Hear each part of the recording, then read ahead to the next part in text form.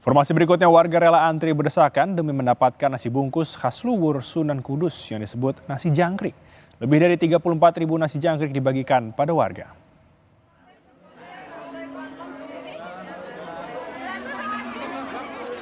Pembagian nasi jangkrik dilakukan di Komplek Menara Kudus, Jawa Tengah.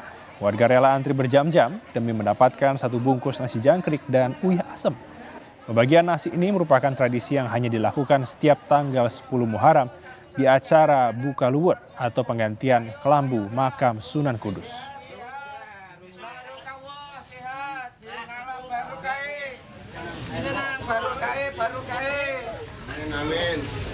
Ayo. Kita olah dan kita distribusikan lagi kepada masyarakat Kudus di 9 kecamatan. Alhamdulillah pada tahun ini ya, pada pagi tadi ya, maksudnya sebelum subuh itu sudah kita distribusikan berbagai macam daerah yang ada di Kudus.